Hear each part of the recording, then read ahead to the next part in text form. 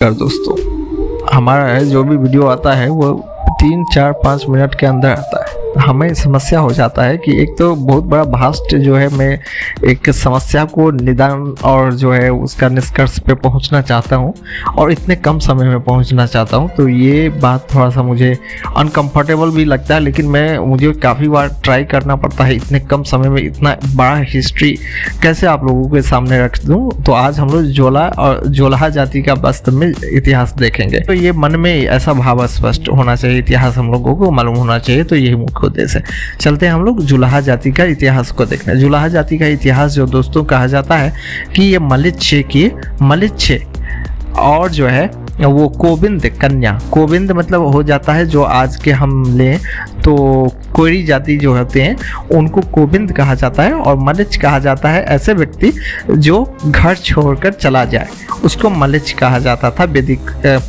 समय में।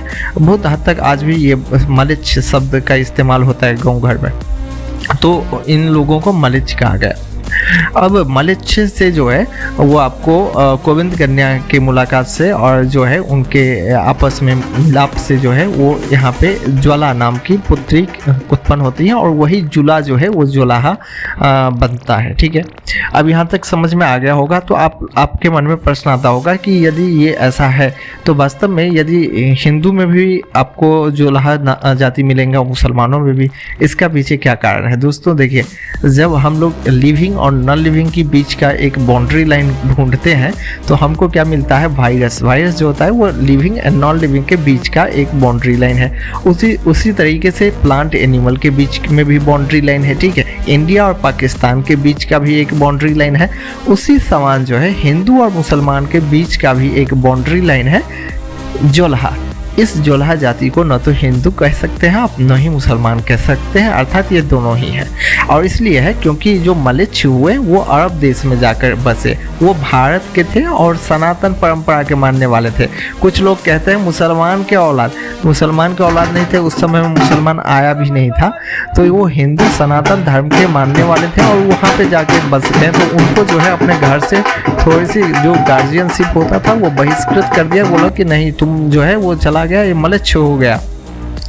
लेकिन बात बिकता गया और जो है एक संयोग बस जो है आकर यहाँ पे मुलाकात हो गया, और यहाँ से जो है वो फिर से जोलाहा जाति का उत्पत्ति हो गया। तो कुछ इसलिए जो है आपको थोड़ा सा कम संख्या में जो है जुलाहा हिंदुओं में भी मिलेंगे, उससे थोड़ा अधिक संख्या में जोलाहा जो है वो मुसलमान में मिलेंगे, जो अरब में जाके, क्योंकि अरब में जाकर तो वो परमानेंटली सेटल डाउन हो गए थे ना।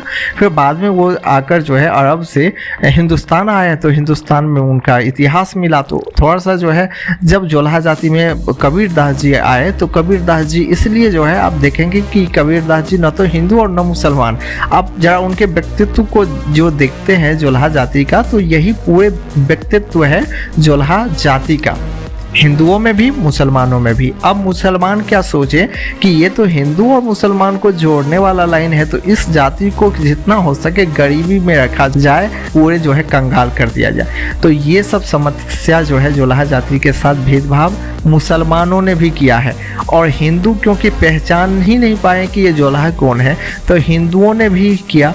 आज भी आप देखेंगे कि जहाँ पे मुसलमान जाति के बीच में जल्दी 1-2 जोलाहा जाति के हो गए, उनके साथ बहुत बड़ा भेदभाव होता है।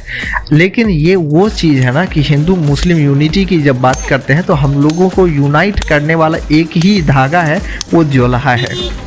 उन्हीं के एक चचेरे भाई जब हम कहते हैं तो तत्मतांती है, और तत्मतांती के ही चचेरे भाई सौतेले भाई जो है वो यदुवंश के यादव है, और यादव कुल में जो है भगवान श्री कृष्ण जन्म लेते हैं। और यहाँ पर जो है आप देख लीजिए फिर से उसी वंश में आकर जो है कबीरदास जी जन्म लेते हैं। यही आपको संकेत मिल रहा है कि वास्तविकता दुनिया किधर से किधर की तरफ जा रहा है। यही इतिहास है जोलाहा जाति का।